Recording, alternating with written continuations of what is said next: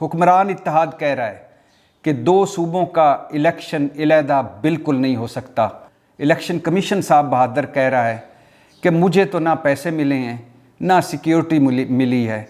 पैसे मतलब 21 अरब रुपए तो हैं। स्टेट बैंक कह रहा है हमारे पास पैसे हैं, हम पार्लियामेंट की हुक्म अदूली नहीं कर सकते। शहबाज हुकूमत इसको लीड कर रही है और तमाम इदारों ने हाथ खड़े कर दिए, कोई इलेक्शन नहीं। अभी अगर इलेक्शन आगे ले जाने में कामयाब हो गए तो 8 अक्टूबर को भी भूल जाएं, वो भी इनका दिल चाहा तो करेंगे। आइन में है कि 90 दिन के अंदर इंतखाबात करवा के निगरान हुकूमतें चली जाएं। अब निगरान हुकूमतों का क्या बनेगा? एक तरफ है तहरीक इंसाफ जो आइन को पकड़ के बैठी है कि आइन तो कहता था कि 90 दिन के अंदर इंतखाबात करवाने। एक तरफ है सुप्रीम कोर्ट। पीडीएम ने डिवाइड कर दी है 2 ग्रुपों में। जी अस्सलाम वालेकुम रहमतुल्लाहि व बरकातहू। और सुप्रीम कोर्ट की दूसरी डेडलाइन भी गुजर गई। 2 सूबों का इलेक्शन कोई हल ना निकला। खैबर पख्तूनख्वा और पंजाब का इलेक्शन कोई हल ना निकला। हुक्मरान इत्तेहाद मतलब पीडीएम हुकूमत, मतलब शहबाज हुकूमत ने पाकिस्तान को बनाना रिपब्लिक बना दिया। आइन का खिलवाड़ जारी, सुप्रीम कोर्ट का मजाक जारी, जमहूरियत की रुसवाई जारी, वोट को इज्जत दो की जिल्लत जारी। इस वक्त जब मैं अभी आपसे मुखातब हूँ, इस वक्त इस घड़ी तक सूरत हाल ये है कि शहबाज हुकूमत, पीडीएम हुकूमत, हुक्मरान इत्तेहाद कह रहा है कि 2 सूबों का इलेक्शन अलहदा बिल्कुल नहीं हो सकता। 14 मई को इलेक्शन बिल्कुल नहीं हो सकते। इलेक्शन होंगे तो पूरे मुल्क के इकट्ठे होंगे और 8 अक्टूबर को होंगे। इलेक्शन कमीशन साहब बहादुर कह रहा है कि मुझे तो ना पैसे मिले हैं ना सिक्योरिटी मिली है और मुझे नहीं लगता कि मैं 2 सूबों के इलेक्शन 14 मई को करवा सकूं।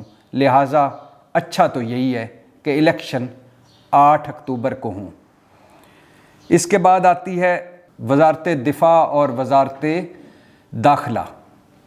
राना सनाउल्लाह और ख्वाजा आसफ दोनों ने कई दफ़ा बता दिया है कि ना सिक्योरिटी दे सकते हैं, ना पुलिस दे सकते हैं, ना एफसी दे सकते हैं, ना रेंजर दे सकते हैं।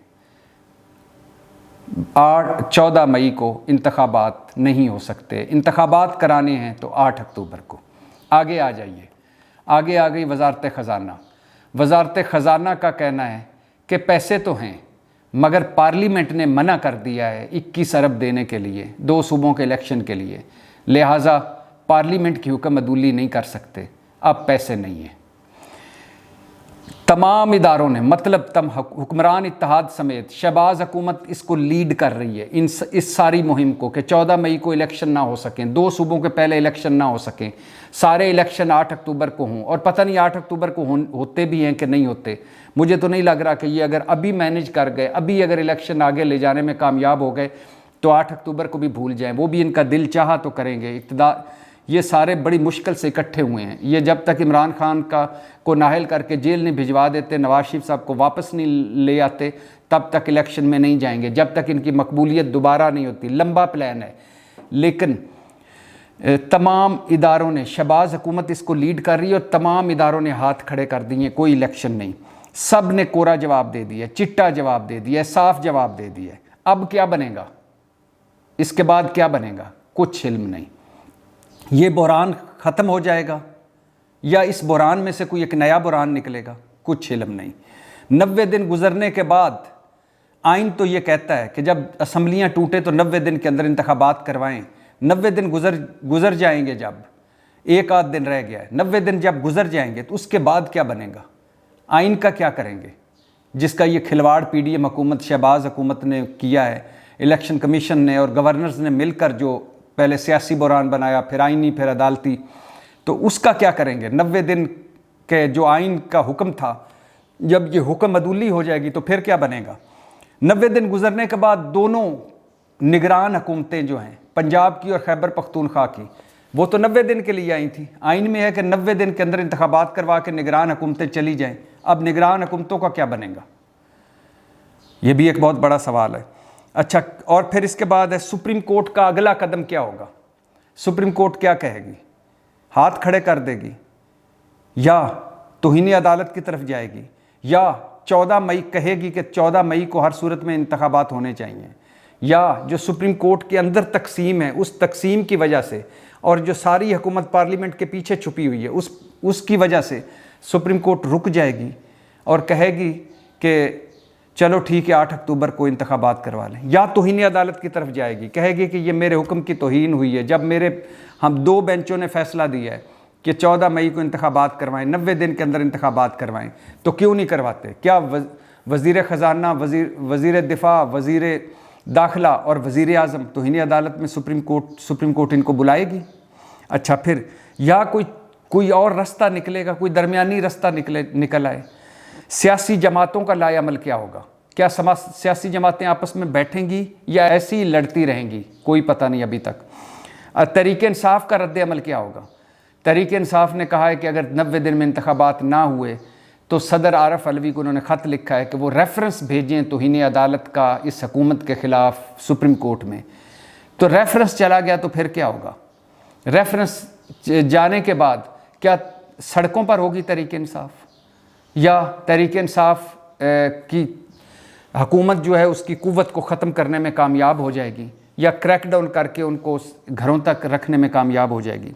और मुल्क व कौम का क्या होगा? ये जो पाकिस्तान बनाना रिपब्लिक बन चुका है, इसका क्या होगा? अच्छा, इलेक्शन कमीशन ने क्या जवाब दिया है सुप्रीम कोर्ट में?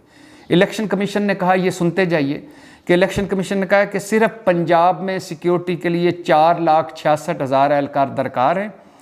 पाक फ़ौज FC रेंजर्स के लिए, पाक फ़ौज FC और रेंजर्स के लिए वफाक मतलब शहबाज हुकूमत को ख़त लिखा मगर कोई जवाब हमें नहीं मिला। ये इलेक्शन कमीशन ने सुप्रीम कोर्ट में जवाब जमा करवाया है। बैलेट पेपर्स की छपाई के लिए रकम की अदायगी की आखिरी तारीख गुजर गई है। तस्वीरों वाली इंतखाबी फहरिस्तें पहले से ही ताख़ीर का शिकार हैं। ज़मीनी हक़ाइक़ ये हैं, ये इलेक्शन कमीशन अपनी फाइंडिंग दे रहा है सुप्रीम कोर्ट को। ज़मीनी हक़ाइक़ ये हैं, 8 अक्टूबर को इंतखाबात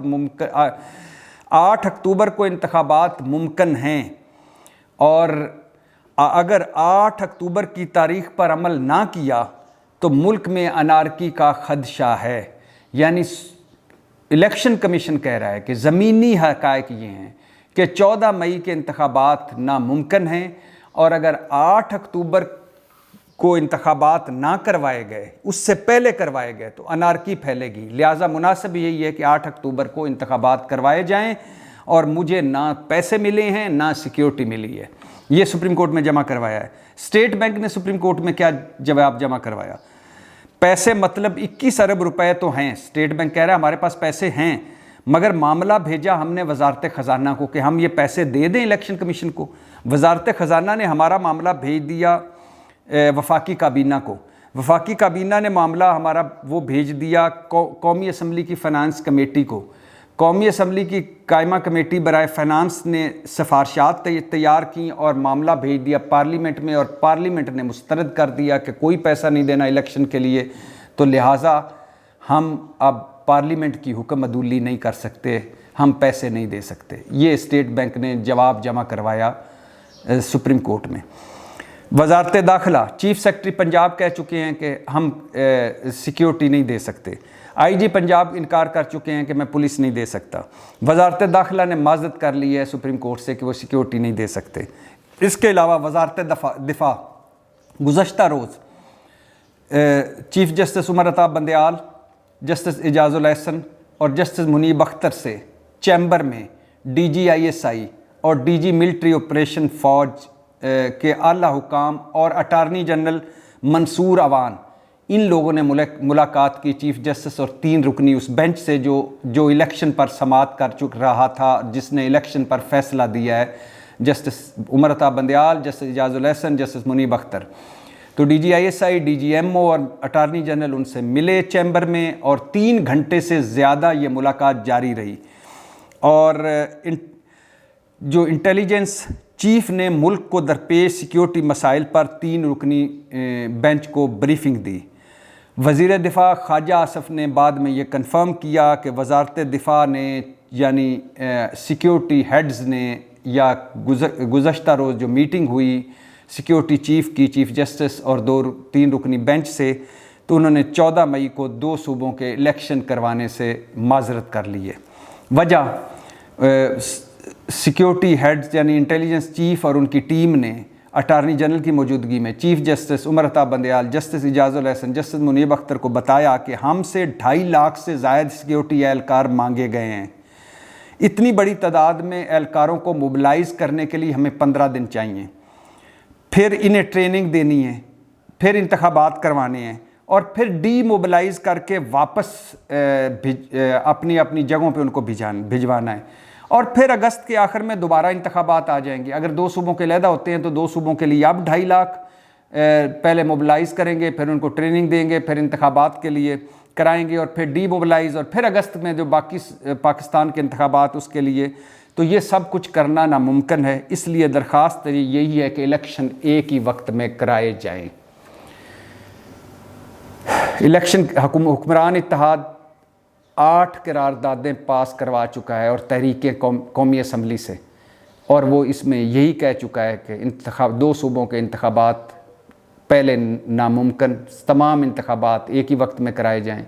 और कौमी असम्बली से चीफ जस्टिस, 3 रुकनी बेंच, 8 रुकनी बेंच के ख़िलाफ़ भी तहरीकें आईं, करारदादें आईं, और सुप्रीम कोर्ट के ख़िलाफ़ भी आईं, और इलेक्शन के ख़िलाफ़ भी आईं, इलेक्शन फ़ैसलों के ख़िलाफ़ भी आईं। 5 रुकनी, 3 रुकनी और 6 रुकनी बेंचेस के फ़ैसलों के ख़िलाफ़ भी आईं। तो लिहाजा हुक्मरान इत्तेहाद पार्लियामेंट के पीछे छुपा हुआ है। पार्लियामेंट कह रही है कि कोई इंतखाबात नहीं, 8 अक्टूबर को देखेंगे। इलेक्शन कमीशन कह रहा है मुझे पैसे भी नहीं मिले, सिक्योरिटी भी नहीं मिले, कोई इंतखाबात नहीं। वज़ीर दाखिला साहब कह रहे हैं, वज़ीर दिफा साहब कह रहे हैं ना सिक्योरिटी, ना FC, ना रेंजर, ना फ़ौज। वज़ारत दिफा के हुकाम ने चीफ जस्टिस को इन चैम्बर ब्रीफिंग दी है। अब उसमें चीफ जस्टिस और उनका बेंच मुतमईन हुआ है या नहीं ये अभी नहीं पता, लेकिन उन्होंने भी कहा है कि 14 मई को इंतखाबात मुमकिन नहीं, इकट्ठे इंतखाबात 8 अक्टूबर को कराए जाएँ। स्टेट बैंक या वज़ारत ख़जाना ने कहा है कि पार्लियामेंट ने कह दिया है कि आप इलेक्शन के पैसे नहीं देने, हम पार्लियामेंट की हुक्मअदूली नहीं कर सकते। लिहाजा एक तरफ है तहरीक इंसाफ जो आइन को पकड़ के बैठी है और आइन को देख रही है कि आइन तो कहता था कि 90 दिन के अंदर इंतखाबात करवाने। एक तरफ है सुप्रीम कोर्ट जो PDM ने डिवाइड कर दी है 2 ग्रुपों में, और उसका एक group chief justice Umar Ata Bandial साहब वो फैसले पे फैसले दे रहे हैं और डेडलाइनों पे डेडलाइनें गुजर रही हैं। हुकूमत टस से मस नहीं हो रही। अब तौहीन अदालत तो हो चुकी है, अब सुप्रीम कोर्ट क्या करेगी? तौहीन अदालत में शहबाज शरीफ को बुलाएगी, वज़ीर ख़जाना को बुलाएगी, वज़ीर दिफा को बुलाएगी, वज़ीर दाखिला को बुलाएगी। 14 मई को इलेक्शन होंगे। इलेक्शन आगे जाएंगे तो आइन का क्या करेंगे और निगरान हुकूमतों का क्या करेंगे? और इस मुल्क जिसका नाम पाकिस्तान है, जिसको इन्होंने कशकोलिस्तान और बनाना रिपब्लिक बना दिया है, इस पाकिस्तान में जो आइन का खिलवाड़ है, जमहूरियत का खिलवाड़ है, सुप्रीम कोर्ट का मजाक है, सिविलियन बालदस्ती और वोट को इज़्ज़त दो का मजाक है, पार्लियामेंट का मजाक है, इस मुल्क का ये सारा मजाक एंड तक कहाँ तक पहुँचेगा? सूरत हाल अभी तक कोई वाज़े नहीं। लड़ाई और मुहाज़राई ज़्यादा भी हो सकती है, वायलेंस भी हो सकता है, तसादम भी हो सकता है, कोई तीसरा रास्ता उसके भी कोई चांस तो कोई नहीं है, लेकिन कोई शायद निकल आए। और ये भी हो सकता है कि सुप्रीम कोर्ट की हुक्मअदूलियाँ जारी रहें, ये भी हो सकता है कि सुप्रीम कोर्ट तौहीन अदालत लगा दे। बहुत कुछ हो सकता है, बहुत कुछ होने वाला है। देखना ये कि होता क्या है। अल्लाह पाकिस्तान पर फजल करे। पाकिस्तान जिंदाबाद।